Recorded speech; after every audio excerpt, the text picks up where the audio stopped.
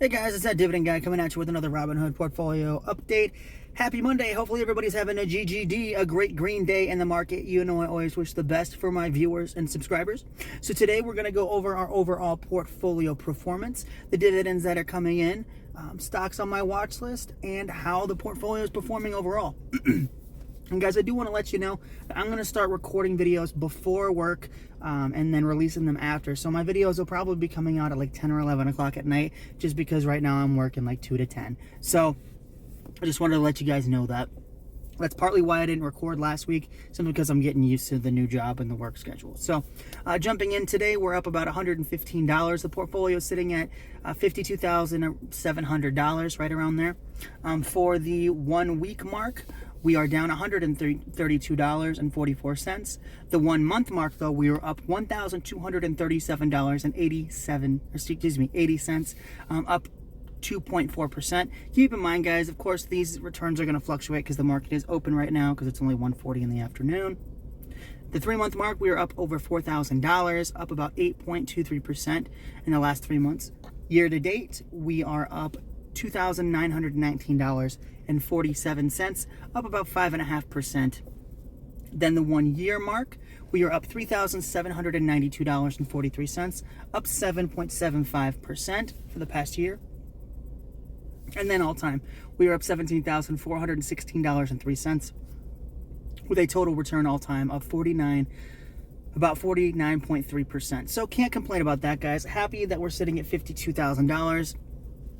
But fluctuation's the name of the game, guys. You can see, over the past, 5 years, there have been times where the portfolio has been worth as little as $32,000 and as much as, I think it's like almost 54 grand.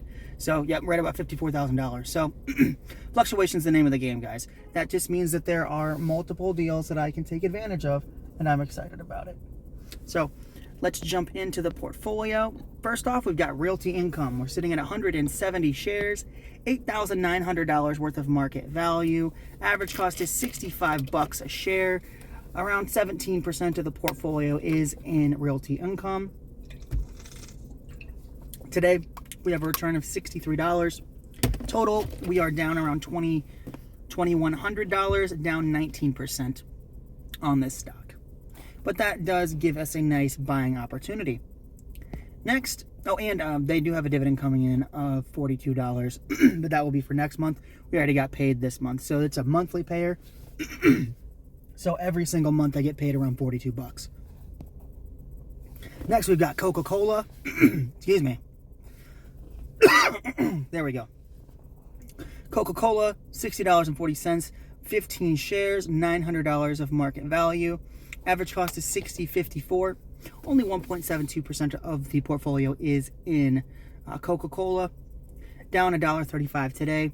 Total, we're down $2. Really small position, but I do have a dividend coming in on April 1st of around $7.30.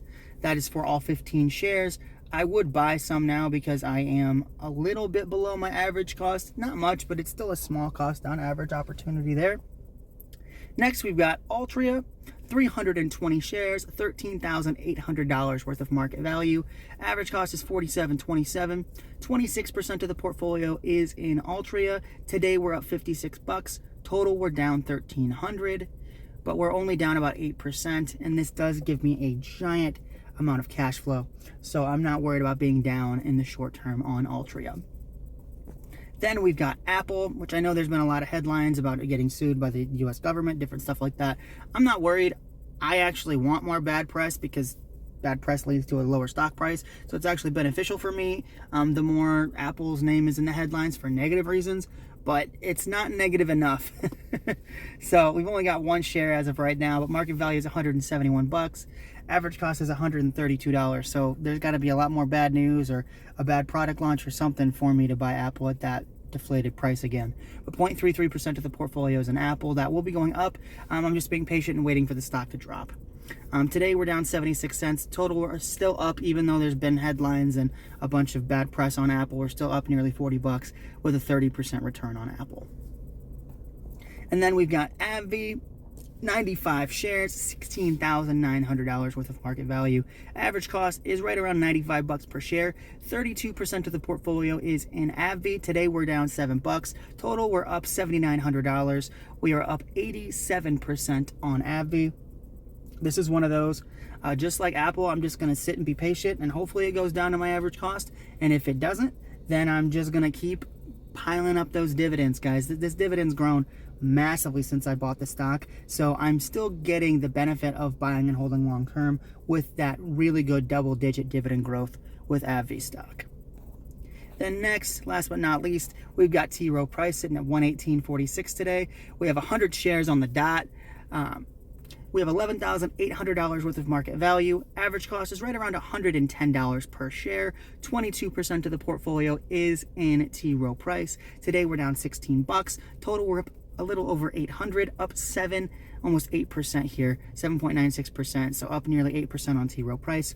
As you guys know, for a long time this stock was down, which I'm totally fine with, because if you look at the chart for when the vid happened, like beforehand, this was like drop down big, but this is the type of returns I'm looking for, guys.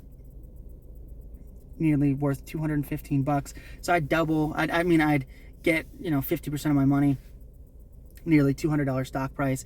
I'm at 110, so at 210, I double my money. So I'm honestly, this is like just like how AbbVie was a few years ago for me.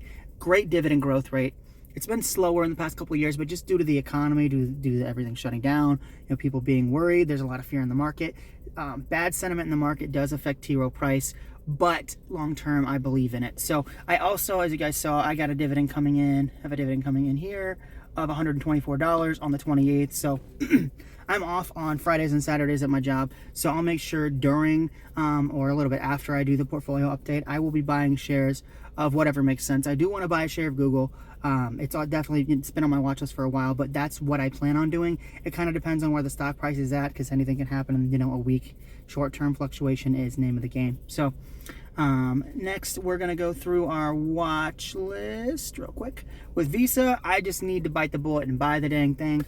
I just don't have enough dividend income and extra spare cash right now to be putting into the market, so I'm going to wait until I get paid by Altria, which will be next month, this upcoming month, in April.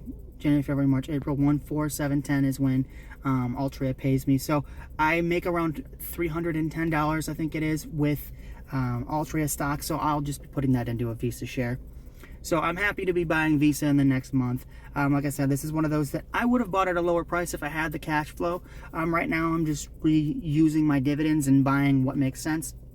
So adding Visa is definitely a goal of mine, and I'll have Google and Visa added by the end of April. Then, of course, we have our watch list. Google's sitting at about $150 a share. So I will be adding Google right around the 28th when that T. Rowe Price dividend comes in. The only issue is that it might pay me after market close. So I might have to buy it when the markets are technically closed. But it's not a huge deal. I actually think I get paid. Let me check real quick, because today is the 25th. So let me check and see when. So in 3 days. So it'll pay me on Thursday. So Friday I'll be able to buy that share of Google on and get it out for you guys. So Google is going to be bought by Friday, and then Visa is going to be bought by the beginning of April. Then we got Berkshire. So I do have my stepdad actually owns shares of Berkshire Hathaway. So I'm actually going to the Berkshire meeting in May. I don't own shares yet, but I do want to add them. This is probably going to be another one of those that Altria ends up buying. I will probably just let Altria buy Visa first, and then come October, by the end of the year, I'll own a share of Berkshire. I'm excited to own it. I've gone over it in multiple videos, but I want it because Geico is amazing. They own BNSF Railroad, and See's Candy is one of my favorite companies in the world as well. They have the best chocolate that I've ever had in my life, so I want a piece of that, and I'm excited to own it. So by October, I believe I'll be buying a share of Berkshire. And then, of course, last but not least, is Meta. So I've had my eye on Meta for a while. I missed the boat. I could have bought it at like $100 a share, but I missed it. So now I got to buy it at $500 a share because I'm dumb. And I should have just bought it when I talked about it originally. But you live and you learn as investors. You can't always make the right call every single time. So I'm gonna wait a little bit until the hype dies down on Meta. I'll probably wait. I mean, as long as it takes. You know, I have no issue with being patient. As you guys could see with both Apple and AbbVie, I'm up big on them, and I haven't bought them simply because they're below my average cost. Now, the only loophole that I could see for Meta and even Berkshire specifically is just buying that single share and waiting for it to drop below. So I'm not opposed to buying at a really high price, but I'm not going to buy a basket of the stock. I'm not going to buy multiple shares simply because I don't want that high average cost. So in time, I will be buying more, of course, of Apple. And if AbbVie ever goes lower, I'll buy that too. But when it comes to like stocks like Google and Berkshire, they don't pay a dividend. So I'm going to really want to load up on those when they're as low as possible. And Meta, I want to buy enough eventually, which it would be like a 10,000 shares or something crazy right now for the dividend, because I want to be what I call dividend efficient in the stock. So I'm dividend efficient in a few companies. I'm dividend efficient in Altria, and I'm almost dividend efficient. Well, and I'm dividend efficient in T-Rowe. I was dividend efficient in AbbVie and T-Rowe as well. So each of my big three, I technically am dividend efficient because if you look at my average cost, I can buy more shares. But given that the stock price of AbbVie has gone up so much, I'm no longer dividend efficient. So, which is okay. I don't mind my stocks going up. I just won't buy any more. But the beautiful thing is with dividends is that I don't have to reinvest it into the same company. So when it comes to something like Altria, if I really wanted to save dividends from, say, T. Rowe Price and Altria to buy myself a Meta share, I can do that. So I'm going to be patient and be a little bit more selective when it comes to adding money to my portfolio. But guys, overall, the portfolio is doing phenomenal. The dividend growth rates have been good, and I love the free cash flow. I mean, I'm 28, so I'm kind of still in my building block stages, right? But I mean, if you think about it, at 30, having an average of 150 bucks coming in a month, that's like two, 3 PS4s a year. So it's kind of nice that I just have that free cash and I can do whatever I want with it. Like I said, right now I'm still, of course, reinvesting dividends in companies that it makes sense to, but eventually I'm going to be paying for my lifestyle with dividends. That's the long-term goal. So with that being said, guys, I just wanted to say thank you so much for watching. Apologize for missing last week. I'm getting used to this schedule and I'm recording before work from here on out. So remember to leave a comment on the video and just let me know what you guys think. Hit the subscribe button so you don't miss another upload. And guys, like I said, from here on out, I'm probably going to be getting these videos out around 10 o'clock at night simply because of my work schedule. So thank you guys so much for watching, and I'll see you guys tomorrow with another portfolio update. Take care, guys.